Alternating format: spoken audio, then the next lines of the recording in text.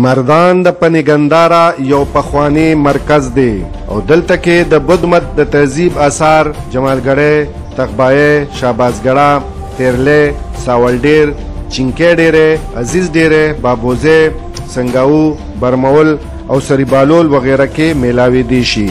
د جمالګړی اثار قدیمه د مردان ښار نه 15 کیلومتره په مردان کاټلنګ روډ شمال مشرق اړخ ته واقع دي. دا شاعره د سیمې د نامور صحافي رحیم الله یوسفزي د نوم سره منسوب کړې شوې ده. د جمالګړی او شکری بابا په منځ کې بالکل د غر د سر د پاسه آباد کندرات د سطح سمندر نه 4.5 فوټه په بلندۍ پراته دي.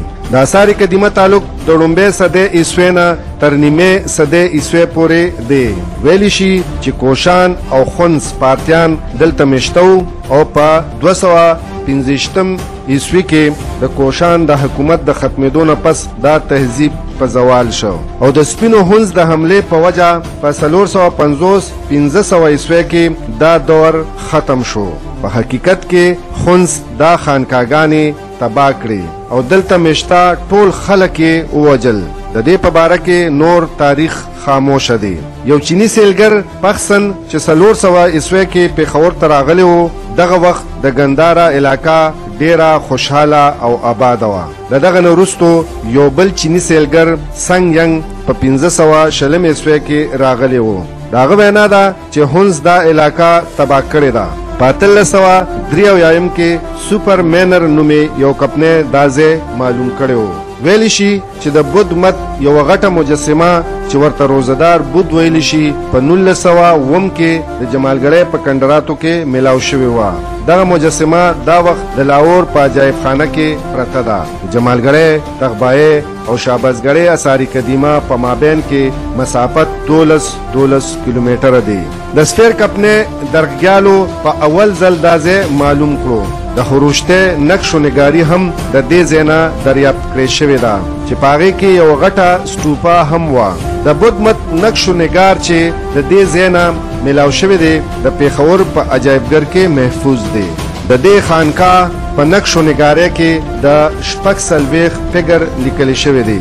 په 1316 کې سیک جرنیل دا ګندارا فارس جوړ کړو. په 1316 او بیا په 1910 کې د دې ځای کودایي وکړې شوه. په دې ځای کې غټه سټوپا او غیر چاپیر ترې وړې وړې عبادتخانې وي. سر جان مارشل د آثار قدیمه یو مشهور ماهر دی. هغه وینا ده چې د جمالګړی سټوپا د ګندارا د دور د ټولو نه زړه سټوپا ګڼل شي. دلته کې داسې نورې سټوپاګانې موجودې وي چې خلکو به ورته نظر و نیاز پیش کولو او د خپلو مرادونو دپاره به دعاګانې غوښتې. دلته کې داخلي پخلي ځایونه، دامانونه، د میلمنو دپاره د خوراک ځایونه او د راهبانو د رهایش کمرې موجود وي. ټولې آبادۍ د کاڼو وي او اوس هم په هغه حال کې موجود دي.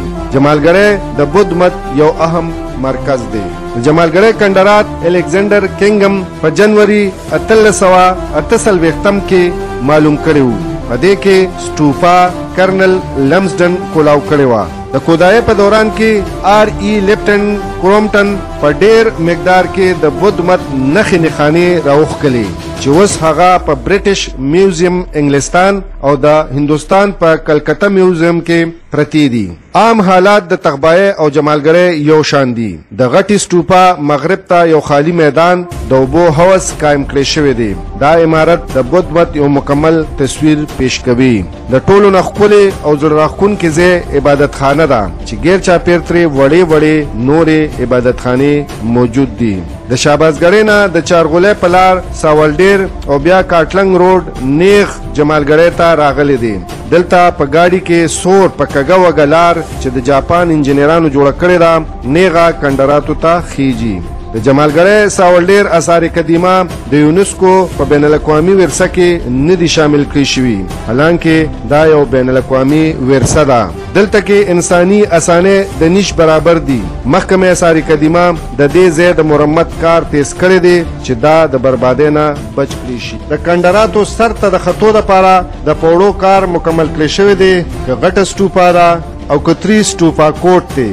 او که نورې عبادتخانې دي، میټینګ روم یعنی اسمبلی هال دی، او که د راهب خصوصي کمره ده، او که د چلې دپاره 5 وړې وړې کوټګۍ دي. د دغه ټولو مهمو ځایونو د مرمت عمل په خپل اصل شکل کې پای ته رسېدلی دی او باید ده چې دغه لړۍ دوامداره پاتې شي، ځکه چې دا زموږ میراث دی او د دې د بچ کولو او د ترقۍ دپاره د حکومت ملاتړ پکار دی. محمد ایوب، تونخوا ریډیو، مردان.